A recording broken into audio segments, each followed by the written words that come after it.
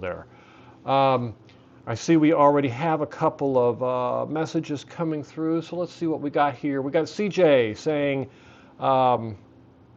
this will be my first winter with my new Victron 150/60.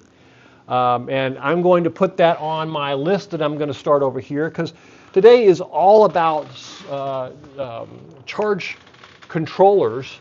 And so Victron makes it pretty easy. They give you an easy way to know what kind of charge controller it is and how much power it can accept and how much power it can bring in, get from the panels, and how much it's going to be able to give to your batteries based on your battery bank size. Not all of them make it quite that easy, but a lot of them do, or you have to go and dig in some cases, but once you understand the formula, all the math we can walk through quite carefully and slowly today. So if you're having problems with it, at all times feel free to ask me questions, send me emails, ask me live, and you can ask anyone who's written me emails or written messages out on the forum. I answer everything, or at least I try to answer everything as best I can. CJ's got 4 370 watt panels, and I'm assuming with 4 370 watt panels, what voltage are you running, CJ? So depending on the voltage size will depend on how many amps. And with a charge controller coming from Victron, this is going to be you want the voltage, and this is where some of the math starts, and I'm going to try to make it really easy. So this is what Victron always does, is it puts in volts on this side and amps on this side. And to make this easy for you, it is volts going into the charger, volts, and amps going to the battery or out of the charger. So they always tell you the in and the out. And it really is as simple as it really is almost as simple as just these two numbers when you're working with charge controllers. So you're looking at, I clicked on the wrong button here. Let me try that again. There we go. 2S, in 2S, I'm assuming it's 2S 2P, and they're running at 47 volts. Okay? Yeah, 2S 2P. I'm sorry, I missed the next message. I'm only a half awake today. Sorry about that. So yeah, 2S 2P. So that means that you've got your solar panels configured with 2 of them like this, and then another set of 2 like this. These two, ooh, don't knock that over. These two kind of connect together like that. And then the positives run off of one panel, and the negatives come off of the other. And then he hooks this to the charge controller. And that way it acts as if he's got 2 different lines coming in, feeding his charge controller. Now, he's running 47 volts. Is that 47 volts coming out of the panels or a 47 volt battery? I'm assuming it would be a 48 volt battery, a 24 volt battery, or a 12 volt battery. So that allows us to work with the battery size and to calculate. So this is, if the panels are 47 volt panels, which I'm assuming that's what he's talking about, that means that if he's got 2 here in series, it would be 47 volts times 47 volts running at 96 volts, which would be the input to the Victron charge controller. 47 volt panels, just confirm that. Thank you, CJ. I know I'm using you as an example today. I hope you don't mind. So that's the 96 volts going in. And then he's using, I don't know what size battery he's got. And that's why it's very important to know the battery size that you've got. Now, a lot of charge controllers will support multiple batteries. So in the case of Victrons, most of them support 12 volt, 24 volt, or 48 volt.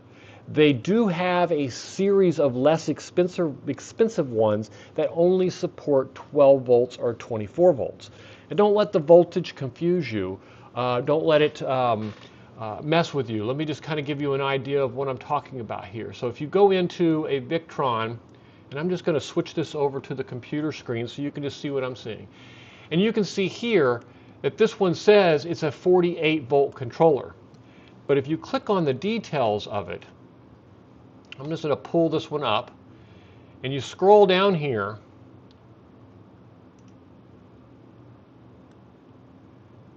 let me just scroll down, specs, voltage 12. Now this is a really lousy description. This particular model happens to support 12 volts, 24 volts, and 48 volts most likely.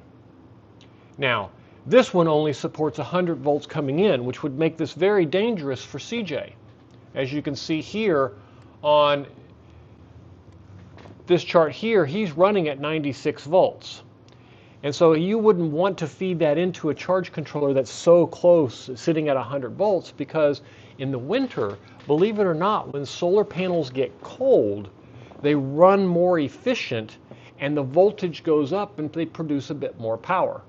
So you have to be very careful that you're not running very close to the edge here. Now he's running at 150 volt charge controller. So let me see if I can find one of those real quick, because that would actually give us a little bit better. There it is. Well, there's a 150/45. Let me see if they've got a 150/60. And if they don't, yeah, let's just go over to Signature Solar. My guess is they have one. 150/60. Now, I'll make sure I cover prices here too on these, because I know the charge controllers, the Victron charge controllers, are kind of one of the ones that I really like, because they come with a very flexible amount of They come with a large variety, I guess is a better word for it. A large variety of sizes, and you can get them to really meet your needs. And as you can see here, there's a 70, there's a 100, and these are all 150, a 35, another 70. Let's see, we don't have a 60. There's got to be a Victron 150/60. 150/100, 150/35, 150/70. Everything but. But this is the beauty of Victron, is they have such a huge selection of charge controllers that you can usually go with a lesser price one. So let's talk a little bit about prices here. So here you're talking about a charge controller, this one here, and let me just launch this one, and let's launch this one here next to it. So here you're talking about a Victron 150/35. Now this is less than, just a little bit larger than 50% of the size of the,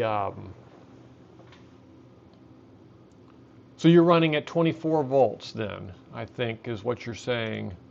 Let me see if I can switch that message over, you guys, so you can all see it here.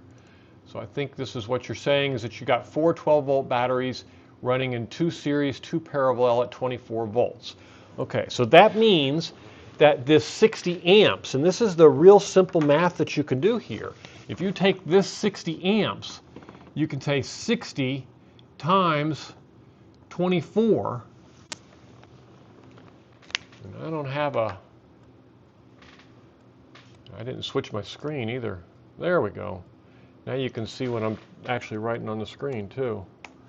60 times 24, and that means that he can support a maximum of 1,440 watts. Anything under 150 volts going in, and he can support up to 1,440 watts of charging to his batteries. Now keep in mind, a 24 volt battery has a range. So that 60 amps won't necessarily be set at 1,440 watts. If he's running at, let's say, a 24 volt battery can run as high as 28 volts, Then 28 times 60, he could be running at 28 times 60, 1680 watts. And if he's running really low and it's the early in the morning and he's way down at, let's say 24 volts, he could be running way down at 1440. So you're going to have a range there, and this is going to be true on all charge controllers. Almost every charge, not almost, every charge controller that I have seen uses this technique to tell you this is the maximum that the electronics that feeds into the charge controller is sized to handle, and this is the maximum of the electronics that feeds out to the battery size and the equipment that's there can handle. So they size this for you here. Now, some of them have started listing what they call the maximum input. This is the maximum potential that it can take, and this is the maximum output that it can go through. Now, what happens when you get, as long as you stay within this voltage, if you get more than the 60 amps, let's say that he's running at 14 volts and he has 1500 watts of power, what happens? Well, it just cuts it off. It just trims it off at the 14.4 and sends it out at the maximum peak. And I see that all the time with the solar shed. The solar shed right now, with the 12 volt setup that it has, is 12 volt 20 amp, and that means the maximum it can charge is 240 watts. Well, there's 500 watts of panels hooked up to it. So it's what we call over paneling. For those of you who missed last week, that video is pretty much worth watching also. The over paneling allows you to, yes, and you've got it right on the nose, CJ. I'll make sure I'm actually broadcasting the right screen here. I am. That over paneling allows you to input more than at peak you would have, and therefore it kind of holds that maximum at the time. There's a cost and a benefit. Obviously, you don't like throwing away that extra power. At the same time, sometimes buying enough charge controllers to handle it can be expensive. And this is where we want to go back and talk about price on this. So we're looking at the Victron, and I want to see if I can find your exact one. And I'm going to jump over to Amazon again and try putting in Victron 15060 over there. Victron 15060. Found it. Okay. So here it is. The Victron 15060. And I'm going to put a link in the chat for you guys for that one in case you're interested. But this charge controller is 150 volts, and you can see this description actually tells you everything that I was just saying. This description, and I didn't switch the screen, sorry about that, I got to get better at that, don't I? So this description, if we look at this description here, this charge controller is fairly expensive. It's $330. Anytime you start getting over the 100 volt range, things start getting more expensive because they have to be able to handle higher voltage. And especially when you start getting over the 30, 35 amps, that's when things started getting really expensive. And you'll see here in a few weeks when I post a video about a Victron 250-100, the price on something like that is obnoxious. So here we're looking at it. We can actually start this with a little price comparison up here at the top of the screen. That actually might be very useful. So we do a 150/60, and we're going to do it at the price of $330. Now, $330 means that we are outputting to the battery 330 divided by 60 amps at $5.50 an amp. Now, when we get into some of these other Victron chargers, you'll see that there's a variance in the cost of them. So let's go and take a look at, and so you can see here. Well, I put that up where you can't see it. Let me do that again. Let me just put that right down here. So 150/60 is the charge controller. and it is at $330, and that equals $5.50 an amp. And we can kind of keep a running total here, and I'm going to put Victron here because we won't only look at the Victron ones, but they have such a huge selection of them that it's really easy to come up with a list from there. Now, let's go into talking about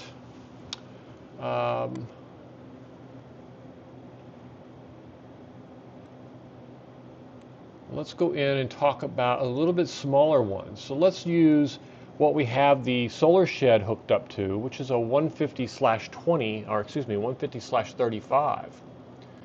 So a 150/35, and let me see if I can find it here. There it is. And we'll switch this over to the computer so you can see it. And I will get you a link for the 150/35. And so the 150/35, as you can see, it is $178.80. Now, this is a little bit cheaper unit, but it's a lot smaller in size than the 150/60 that we were just talking about. So if we put this one up on the board, 150/35, and we labeled it at $178, and we do the math on what this one actually runs, which if I do the math on this one, 178 divided by 35, we're looking at $5.08 an amp. So it's a little bit cheaper per amp to go with the 35. But the problem is that it makes configuring your panels more difficult, because now you've got clipping that starts to happen at 35, and if you need that, then you don't have enough room. So if we look up at what CJ's got going on, he has got how many, I missed completely how many watts he's got going on here. He has got 4 panels at 370 watts. 4 times 370 watts, 1,480.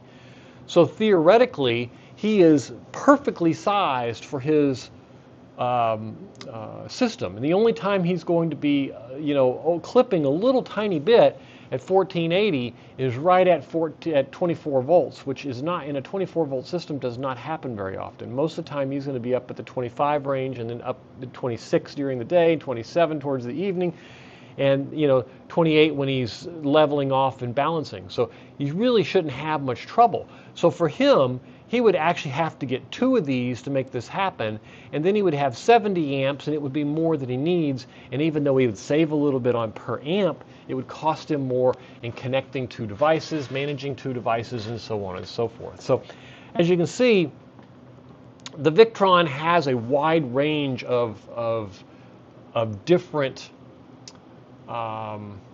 charge controllers. Now let's go with something a little bit smaller. And this is where things start to get very, very difficult with the charge controller, because the output, if you remember, is based on this voltage. So when you drop this to 12 volt system, you also drop the maximum output of wattage, meaning that if this was a 12 volt system that CJ had instead of a 14 volt system, he would only be able to support 720 watts of power, and half of his panels would be of no use. He would need 2 of these charge controllers to achieve the same thing. Now, the opposite is also true. If CJ had taken those 2 or those 4 batteries and put them into a 48 volt system, he would then be able to charge with, instead of 4 batteries, 8 batteries for a total of 2,880 watts. And the math is exactly the same. It's very simple. It's the amps times the voltage. And that equals max charge power. And that is one of the easiest calculations to remember, and it's always very simple in a Victron system because they always tell you what it is. Now, the question commonly becomes, okay, if that's what happens in a Victron system, but what happens in other systems and other charge controllers and that kind of thing? And the answer there is pretty simple also. If we go over to let's say just randomly go over to Signature Solar, and I am just going to switch this to the computer so you can see me do this. And I'm just going to run down here to charge controllers, and this is the link at the top of the chat, so if you're interested in any of these, just feel free to use that link. But here you can see this is a 48 volt 100 amp charger with a maximum input of 500 volts.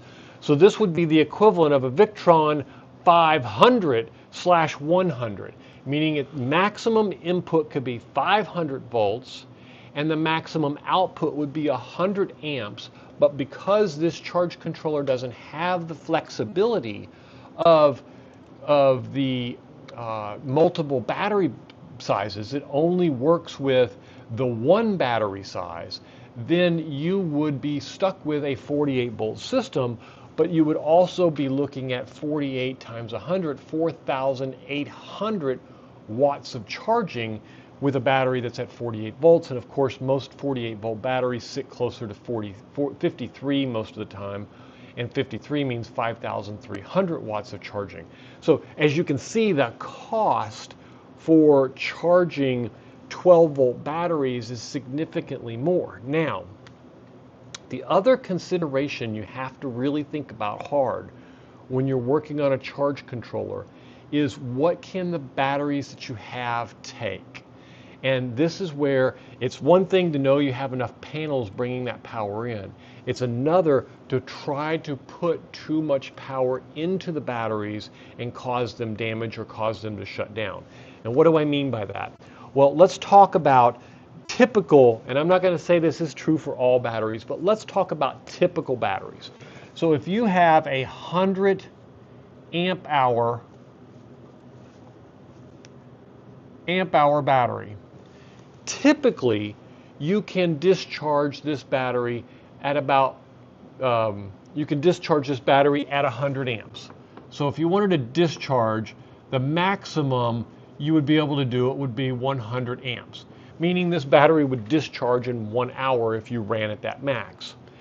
But usually you can charge at a max of 50 amps, and it's suggested that you charge at either 20 or 30. I'm going to use 30 for the sake of this. Now, this means that if you have a single battery and a 30 amp charger, chances are you wouldn't be able to charge with any more than that anyway. And so you wouldn't want to hook two 30 amp chargers to one battery, because then you're going to exceed the capacity of this single battery on a regular basis. Now, it can handle up to 50. That doesn't mean that you want to do up to 50 all the time. And then the question becomes, well, if it's not doing it all day long, and it's basically just doing it for an hour in the middle of the day at peak and stuff like that, then you're okay there also. And I missed that message from you, CJ. Let me run back and grab that real quick. So what you're saying here is that the Victron posted a documentary interview with Victron founder and his son a few days ago about Victron on the Victron channel. Yeah, they have a lot of very good educational material as well as their videos. They're very bland, they're very boring, they're not near as much fun as like me. No, kidding, sorry. I couldn't resist. They're not near as much excitement in them. They're very straight to the point. They're very, this is how you do it kind of thing. But they're very educational if you can handle the dryness of them. But their documentation is top notch. It really is top notch. All right. And I'm not sure where I was here, lost my place. I do want to, okay. So we were, oh, I see where we were. We were over here in the Signature Solar looking at these different charge controllers. So you can see here, that is just a standard EG4 charge controller if you wanted something that could charge at 500. Now, this is typical EG4 type 48 volt stuff. If you bought like a 6000 XP, the all-in-one, not only would you get a charger that's the equivalent of that, but you would also have the inverter that went with it. You would have a charger from not only from solar panels, also from AC power, and you would have an inverter that went with it also. So we would kind of cover all of them. Then you can see the Victron 250-100 here. This is this one is $612, and at $612, if you take that and divide that by 100, now you're looking at $6.12 on this scale here. So the flexibility of being able to go to the larger units is costing you almost $1 more an amp just to have that flexibility of putting all that power in at one time.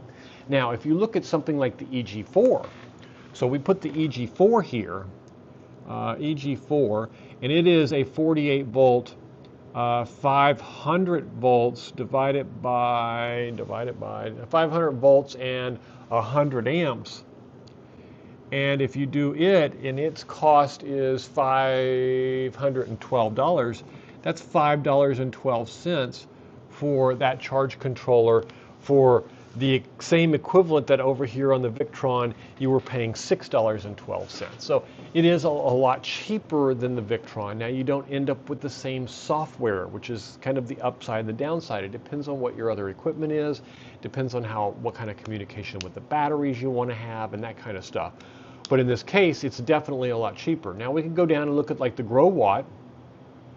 I don't see in that description how big that is, so let's just open that up and take a look. The Growatt is a 7,000 watt 250 volt at 120 amps. So we'll take that back to the board and we will add that to our list of Growatt. The Growatt is where did I say? 250 volt, 120 amp, 250, 120 amps, and so the cost on that one is off of the website. Well, that's not what I wanted to see. Let's see if we can find a price for that.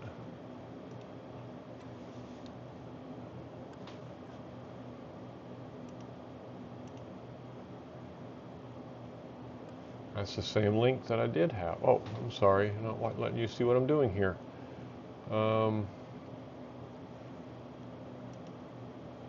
Let's see if it's available on Amazon maybe.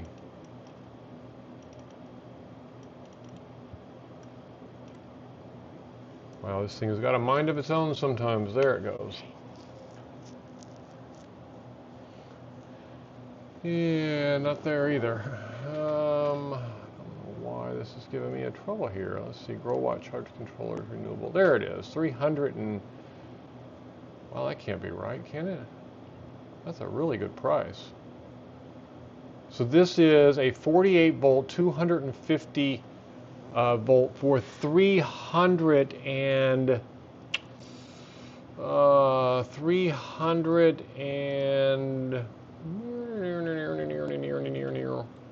$69.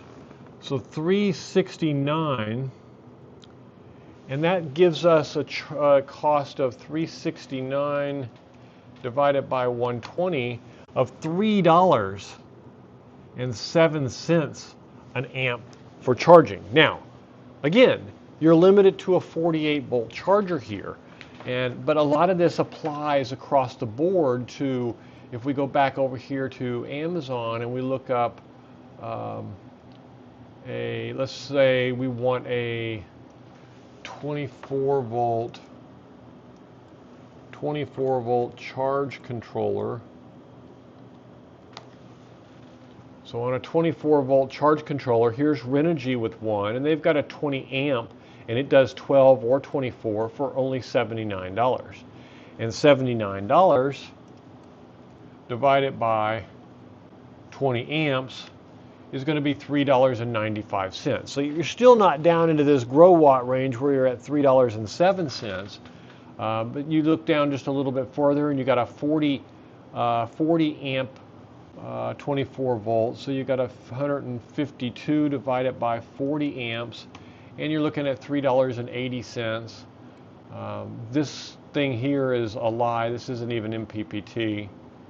We're going to go down a little bit further here. Then we've got some Victron ones and a couple of other brands here. But as you can see, the price range here is very, very much so in the range of, if I can get that off the screen for you here. Let me see if I can. There we go. It's pretty much in the range of anywhere from $3 to $6, depending upon the brand and what you're trying to do, thus making it even more complicated to kind of build your system out. And a lot of it really depends on what you want to do with your charge controllers. So I'll give you an example.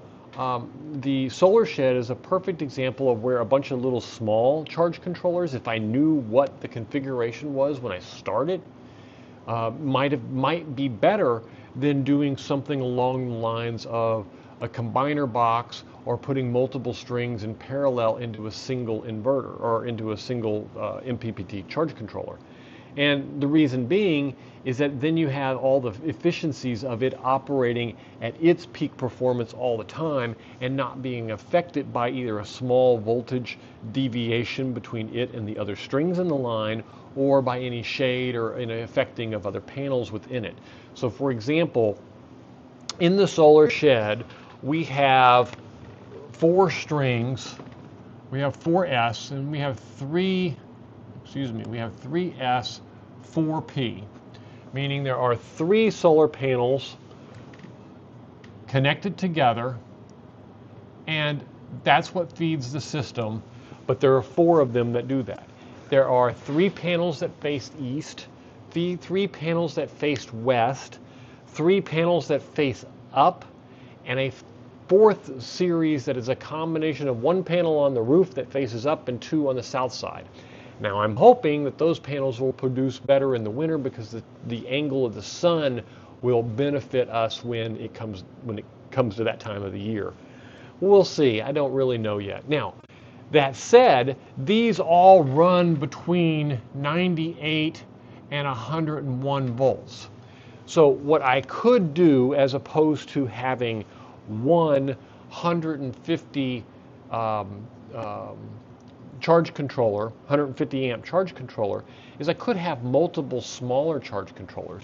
And because these are running all down here at this the same voltage, if I had 120 volt, and I don't know if they sell something at size, let's go out and investigate it, because I really haven't looked at it very close to see what would I do if I was to do it that way. So let's say we are looking at 150 volt slash, let's see how many, we got to figure out how many amps we really need though, don't we? So if we're running at 12 volts and we have 3 panels at 750 divided by 12, 750 divided by 12 would give us 62 amps, and that means that 24 volts is going to be 20 amps, and 48 volts would be 10 amps.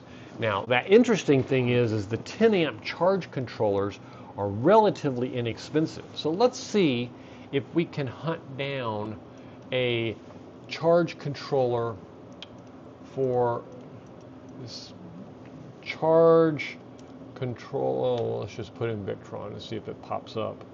Victron 150/10. And let's see what we have here. We may not find anything that small. They have some 10. 170s, wow, they're all big. So the 150s are all larger sizes.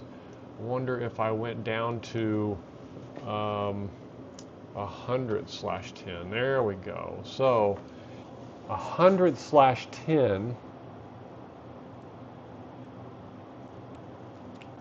Where are in the world? These are all huge. There's 100/15 at $78. And let's see if 100/78 divided by 15 is $5.20. So really, we're not looking at much more of a premium if I was to have 2 or 3 or 4, one for each of these strings here. The advantage would be that none of the strings would have any interference on any of the other strings. Now, there is some argument to be said. Obviously, if you put panels in series, they all have an effect on each other unless you're dealing with some of these newer ones that have some bypass diodes and stuff like that. But if you're dealing with putting panels in parallel, like CJ's done with his panels, and he's got two sets of series and 2 in parallel, theoretically, unless there is a huge voltage drop between the two, you shouldn't see much losses across that there, too much so that you would think that it would be a real problem for CJ.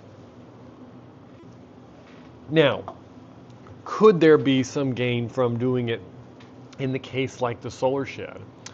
And I'm skeptical. I might just try it just because it would be a fun thing to try and to order, they've got this 115, although my problem with 100 is it puts it just at that breaking point, and I know it will set it'll set it off. So I need to find a charge controller that does about 120, and it could be 10 amps, but it does need to be 120. So this is kind of the same problem that you're going to find anytime you go to sizing a system, is what can you do? That's not what I wanted. Oh, I see what I did here.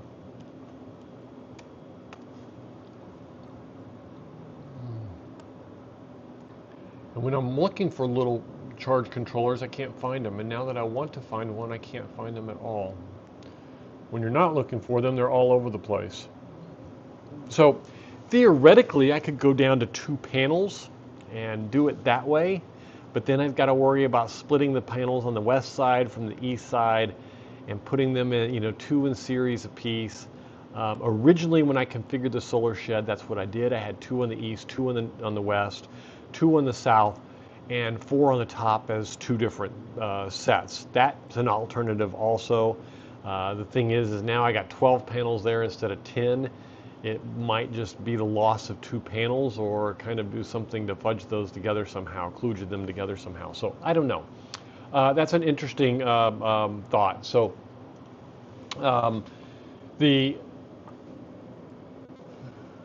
just want to kind of check on how we are doing. Is anyone? I lost my status screen somehow. So hopefully we're still online and still working here, but I can't see anything. So give me just a second to validate that I am still online and reconnect to my status window here. And yes, there we are. We're still online and still working. Yeah, we are still there. Okay, good. So sorry about that. I just didn't know if we were still active or not, and I couldn't tell, so I wanted to connect. So anyway, the idea here is that with the solar charge controllers, you have a large amount of flexibility on how you configure it and how you make it connect, work. So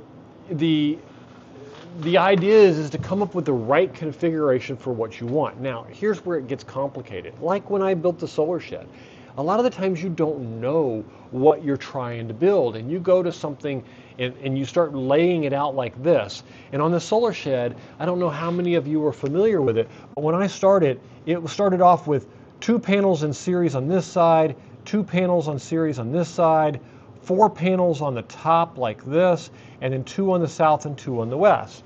And so I literally had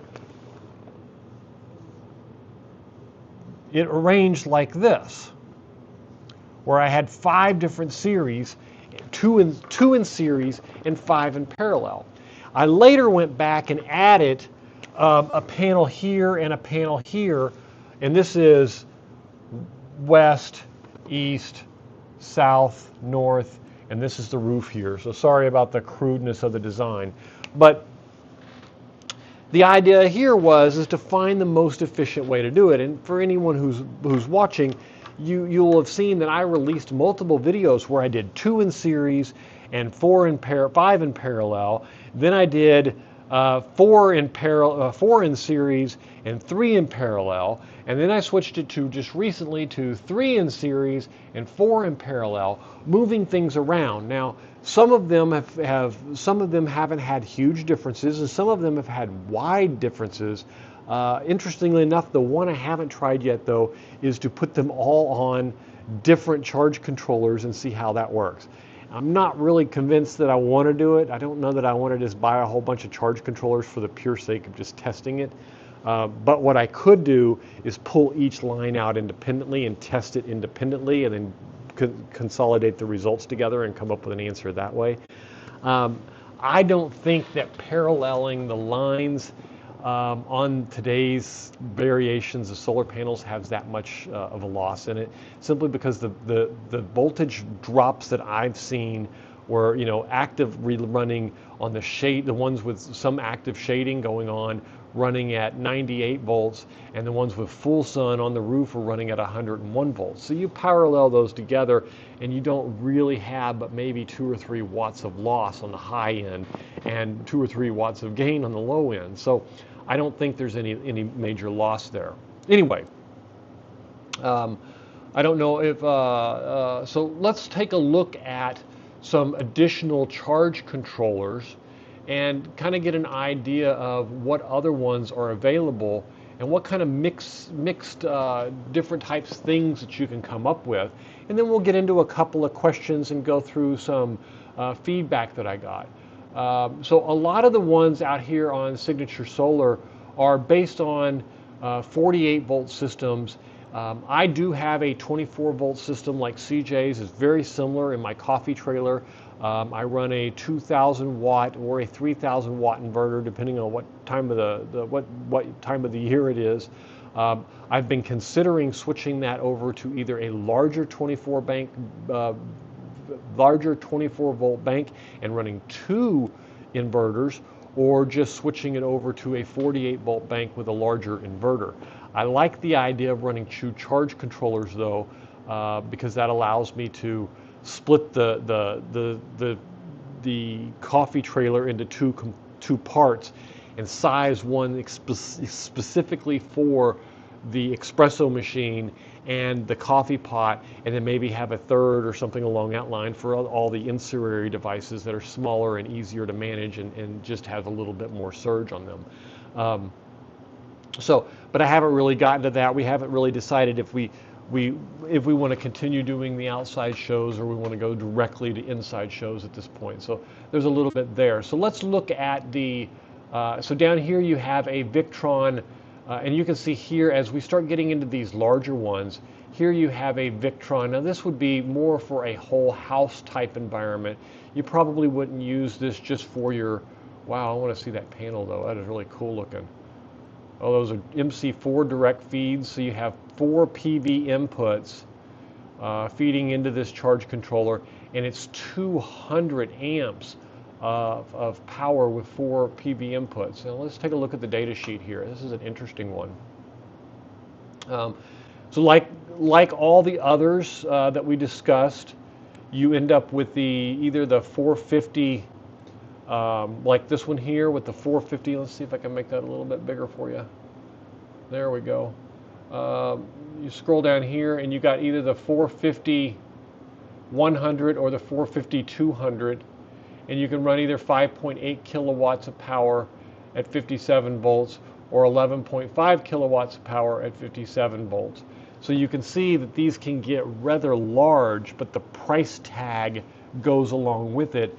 And sometimes, depending on what you're trying to do, the flexibility goes along with it. Now, that said, sometimes in a system, when you have that much power going through it, you want those batteries and those inverters to talk and to communicate and have that closed loop communication going on in order to prevent the fact that you're sitting at 98% and you got 6 charge controllers pumping in as much as they can at full steam. And this would allow it to temper that a little bit and slow it down. So there is some of that. Also, if you're looking at a 12 volt system or a smaller, one of the smaller 12 volt systems, you're not wanting to pump in that much amperage. You want to keep that try to keep that amperage under control, and you might want to keep a single one so that you can control it and make sure that it doesn't overflow it. But that's kind of the benefits of doing some of the closed loop stuff, is that you end up with gaining some of that you end up gaining some of that you end up gaining that control of when to slow the charge down and talking more with the battery so that the charge controller knows how much it can send and or how much it can make available really is more it. Because a lot of the batteries, even on open loop, and don't get me wrong, there's nothing wrong with open loop. And open loop just basically means that the charge controller is going to do it based on a voltage profile, and it's going to make a certain amount available. As the voltage in the battery climbs, it will increase its charge rate, and then it has a top window that it stops increasing the voltage, and the battery stops absorbing it and gets fully absorbed in what it has. We've been using closed or open loop since lead acid was around and since chargers have been created. There's absolutely nothing wrong with it. The closed loop does make it a little easier for the battery manufacturers to control how the batteries are charged, when they're going to get, how much power they're going to be able to get, what's the maximum they're going to be able to get, shut them down.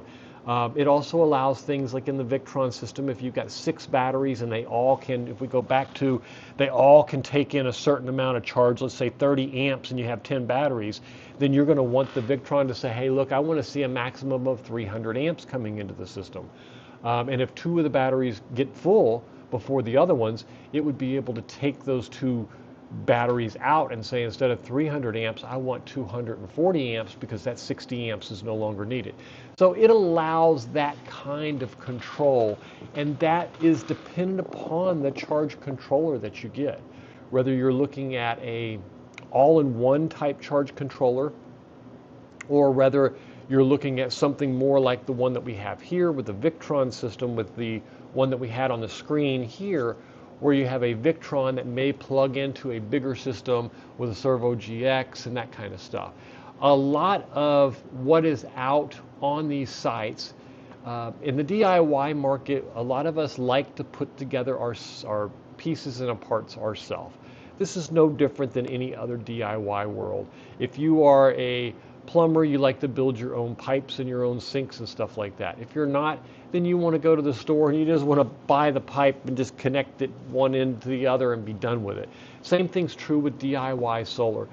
Some of us like to build the batteries all the way up from cells and do all the wires and do all the connections, and some of us like to build the charge controller dependent of the solar panels independent, and and some like the Victron system because of that availability of the pieces and parts. And then some of us just like to buy a system that is ready to run. If you don't want the fuss of putting the whole system together and building all the independent pieces, there are a lot of, if you go out into Signature Solar, the link provided up at the top, you will see there are entire kits and bundles out here. So you can say, you want a grid-tied system or a mobile solar system, or you want a hybrid system or an off-grid system. I personally like the off-grid system, meaning that I can operate off-grid if I need to, and I can use the grid for backup power when I need to, or I can provide a backup for the grid when I need to. Grid-tied is more of a, when the grid's there, you're going to supplement yours and replace some of its power. So if you're not one that wants to do the DIY thing, there's nothing wrong with that. You can come in here and you can find systems that are completely already built for you. So this one, for example, this is a perfect example of a good system. You have the solar panels already arranged for you. How many you're going to get is already in here. You've got some of the cables choices made for you. You've got a 15 kilowatt battery, a 6000 XP split phase inverter. And so you can buy a system like this, which is also in the link down below or at the link at the top, and you can just come right over to kits and stuff. But these type systems are put together for those of us who still want to do the installation, but you don't want to deal with the actual pieces and parts and working all the math and understanding all the little pieces and integral parts. Some of us like that aspect of it. I'm one of those people, I like that aspect. I also like explaining that aspect to other people so that they understand what they need to do that. So if you're one of those people who want to do, which I do quite frequently, I do consultations online, and you can get to that from my website. There's a link down below for that, and you can schedule a consultation. I'll look over your plans for what you're planning to do, whether it's an RV or your house or whatever, a cabin, a solar shed, whatever it happens to be, and I'll give you ideas and things that I see that you could change and make it better or worse, or things that I see that I don't like the way it's been done, and I would suggest more better ways or safer ways to do it. So that's always an alternative. Today is more about the charge controller itself than anything else, which is why we've spent so much time on this page over here. Just know that the rest of that content is there, and you can get to it very easily. You can get to it very easily just by going to the links at the top of the channel or at the bottom of the channel. Now, I do want to get into a couple of questions here. So I'm going to, I think I'm just going to switch back to my main feed so that you can see me and you can see the whiteboard. And I'm going to move to the river, or I'm going to move to the ocean, I think. And let's see if I can do that really easily.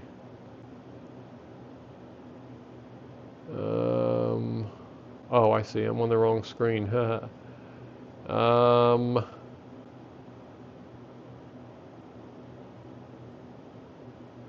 Wow, I thought that would be easy.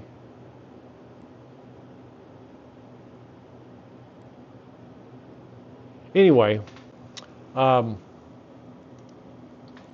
so we are going to, there we go. We're going to switch to the solar shed as the background so that on the second part of this, so we can talk a little bit about the Q&A and just cover a few questions that we have from people.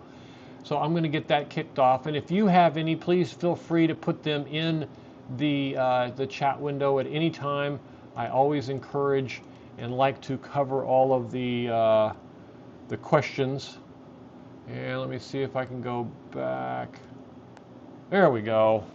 All right, so let me see if I can make this big enough where I can read it. There we go. All right, so I am going to start here with John K. asked, what does a charge controller actually do in the solar system? And this is a really good question and probably a good place where I could have started before. And I'll just go right back to the whiteboard for just a second and kind of give you an idea of what it does. So in a solar system, you have four really core components that are part of your system. And I'm going to take some cleaner and just clean off a small section of this board here to work with, if I don't make a complete mess of everything in the process. So I'm going to clean off this section here so I can answer this question. So a charge controller is really a power altering device. So in the case of what we're talking about with solar is you have solar panels, and those solar panels are feeding power in to the charge controller. Now, charge controller. The charge controller can take a wide range of DC power. And let's talk about in the Growatt's case, between probably around 50 to 100 and 250 volts. In the case of the EG4 here, this one goes as low as 120 volts up to 500 volts.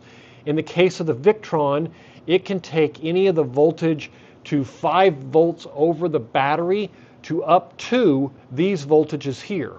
Now what it does is it converts that battery, that DC electricity, into DC coming out at so the in comes from your solar panels and the out goes to your battery. And it will convert it to the right voltage so that your battery can absorb as much of it as possible. Now, lithium iron phosphate, AGM, lead acid, all of these batteries have what they call a charge profile, which is basically the optimum best way to charge them. And so a lot of these charge controllers are configured to handle each of these battery types in a very specific way to optimize the largest percentage of power that they can get from these panels and into these batteries. So in this case, the charge controller is a power conversion tool. It converts this up and down flow of these panels from the sun goes in, the sun goes out. You have 4 panels connected, you have 3 panels connected. It's sunny in the morning, it's sunny in the afternoon, there's a shade in the middle of the day. All this fluctuation of power here into a nice steady flow of power down here to allow for the maximum absorption of power in this battery. Now that is really what the MPPT does, is it takes that maximum power that it can get, it converts that maximum power into the same consistent power that the battery needs, and then allows it to absorb that power, and then continuously does that over and over and over. On the Victron, you will even see the Victron go in, and I might even be able to show it to you on one of my home assistance views. Let me see if I can pull it up here. I'm going to just switch to my computer and see if I can get the home assistant to show you the Victron. Is this one here. And if I zoom in on this here, and let's take the timeline of this, let's take from about 11 o'clock to 1 o'clock should be good. So let's take today to today from 11 a.m. to 1 p.m. That wasn't what I was expecting.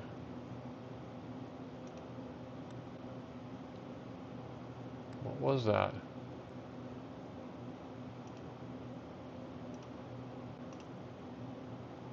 Okay, so you will see Victron here has these little spikes, and I'm going to see if I can zoom in on this a little bit more. 11:10 to 11:15.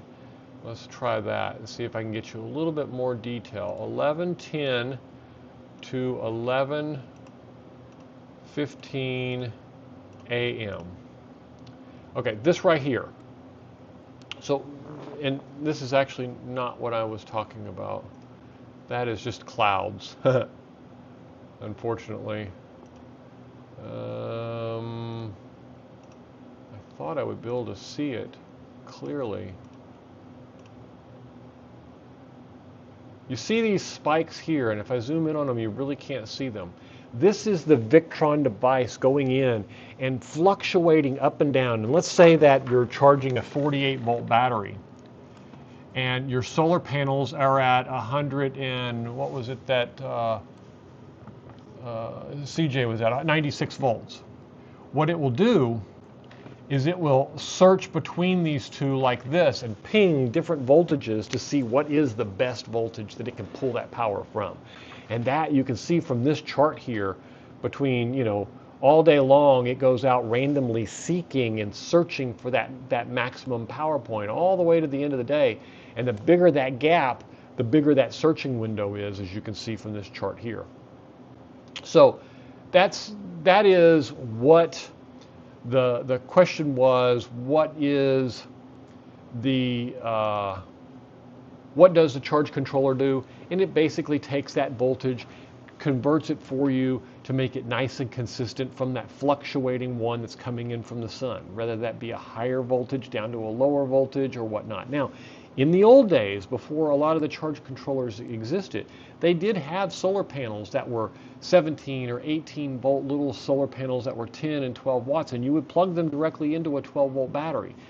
Now, it worked. The problem was is that they also had a tendency to overcharge things and cause problems, but because they were so low wattage, it wasn't massive problem as it would be today, where you have 10,000 watts of solar panels on your roofs in a lot of houses. So I hope that answers the question. I'm going to move on, and if it doesn't, please feel free to include a request in the comments, and I'll cover it again. Maria from Texas asked, why can't I connect solar panels directly to the battery without charge controller? I think I actually just answered this unintentionally. The fluctuation in this power, if you do connect it directly to the batteries, you have to do it at a very specific voltage, and that means that the sun can't come up and down, you can't have shading, you can't have anything. The world has to really work around a very optimal part. When you do it with a charge controller like this, you can pump that voltage up to 96 volts. And even if you're charging a 24 volt or a 12 volt or a 48 volt system, it can convert all that power down to that voltage and make it very consistent and get a high percentage of it converted without very little loss.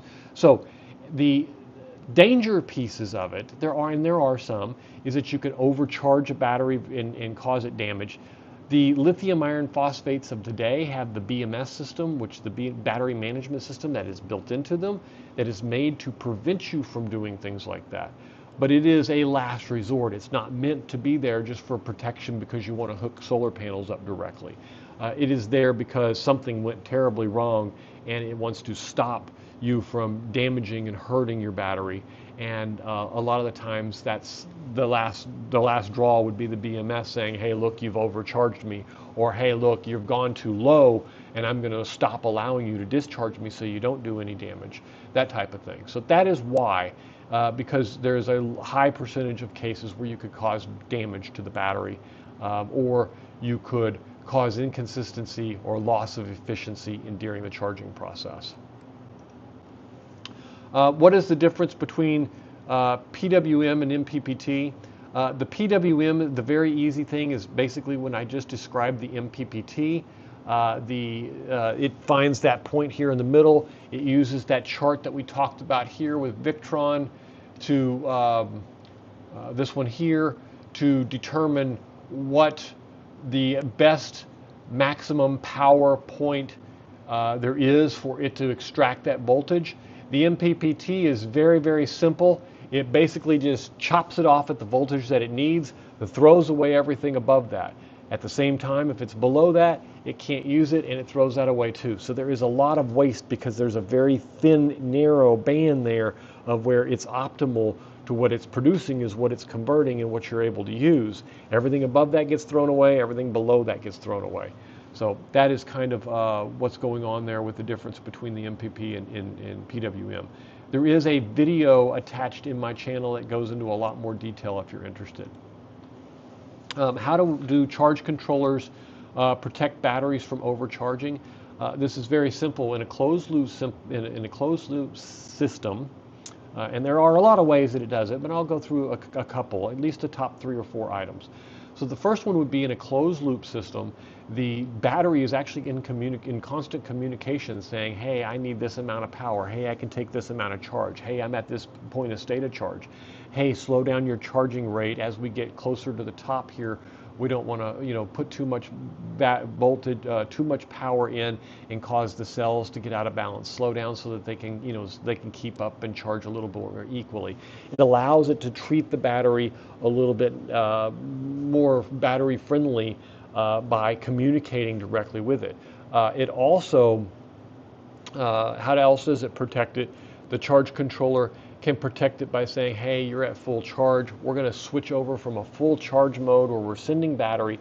Victron's famous for its float mode, where it reduces that voltage, knowing that once you're fully charged and you're going to sit here for 8 or 10 hours, there's no reason to set it that really high zone. It can drop it down to the little lower voltage and still maintain that higher voltage. So it gives it a little bit of a rest there and doesn't stress it out all day. And so those are the two really big ones. It also has some shutoffs and some cycling time and a little bit more programming in there to pay attention to the battery a little bit closer, whether it's on closed loop or open loop. I think I've only got about 10 questions here, so I'm going to go through them as quickly as possible. And if you have questions, feel free to just state them out to me, and I'll be glad to go over them. Do all solar systems require a charge controller? No, they do not all require a charge controller. There are a few things, like there are some trickle chargers for boat batteries and things like that that don't require them. Any solar system that is using any significant amount of power, you would not find me hooking it up without one. I'm even a little leery sometimes of the little trickle chargers that you put on a boat battery or a car battery for when you're traveling. But no, they do not all require it. It's just recommended. I highly recommend a charge controller for every system. What happens if you use the wrong size charge controller? And I guess the question becomes is, what happens if I use a 60 amp charge controller in place of a 30 amp charge controller and my battery can only absorb so much? Well, hopefully your BMS will protect you. It'll protect, maybe have overvolt protection. If you're still within the boundaries of what the battery can take and the overvolt protection or the overcharging doesn't cause immediate harm, it may cause it to wear and tear earlier. So there's a lot of different things there. If you're talking about the wrong voltage, you can have a very bad day. Are charge controllers needed for lithium batteries the same way they are for lead acid? Yes, they are. There is a BMS on lithium iron phosphate batteries. This is because it allows the battery to protect itself, and it allows a less complicated system and a fail-safe to when the other systems go wrong. A lot of these BMSs have over voltage protection. In other words, there's a short somewhere, it allows it to shut it down. If there's too much voltage coming in, it allows it to shut it down. If one of the cells gets out of balance, it allows it to shut it down. A lot of the lead acid batteries didn't have that type of protection, but that doesn't necessarily mean that they didn't need it. They just didn't have the right profile to allow it. The charging profile on a lead acid battery was it can absorb so much so fast. Here's the mathematical calculation, and this is all you need to build into a charge controller to mount work. Lithium is completely different. Lithium iron phosphate batteries can absorb at a much higher rate and a much more variable rate, and therefore the charge controllers and the method in which they charge is much more complex. Also, the voltage ranges are a little bit different. Can one charge controller handle multiple battery types? Most of the time, one charge controller can charge different battery types, whether that be a lead acid battery, whether that be a lithium iron phosphate, an AGM, whatever the case may be. Most charge controllers, not all of them though. I would suggest that you look in the manual and figure out what it is. That's also true for things where you have, like in RVs, where you have converters, where you plug into shore power and the converter charges the battery for you. A lot of them can automatically adjust also, but not necessarily all of them. And two more. How long do charge controllers usually last? How long do charge controllers usually last?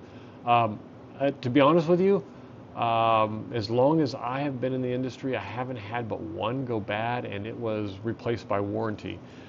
They are remarkably resilient and last quite a while. So I would give them a 5 to 10 year range on most of them, and most warranties these days are falling in that same category. Tyler from Ohio asked, what are the most common features people overlook when buying a charge controller? And the most common thing they overlook is any future expansion, anything that they're thinking about doing in the future. They all think they can live on a lot less than what they actually want to live on, and they don't take into account the little devices that use up energy that they're not counting. For example, the inverter, what does it cost to run? All the tools and stuff that run the solar system use power also, and they don't take some of that into account, and they either come up short or they end up spending way too much for a solar system way bigger than they need to handle it. So both sides of that fence are equally as bad. So that really is the questions that I had for today, and I kind of pushed through them very quickly. I'm sorry about that, but I think that really covers what I was after today. I am looking forward to next week when I go over the Home Assistant and the Solar Assistant installations. I would like to walk through an actual show you how to do the installations. I'm not quite sure how to do some aspects of that yet from a live stream, so I will do my best, or I will come up with another subject if I can't do it that way.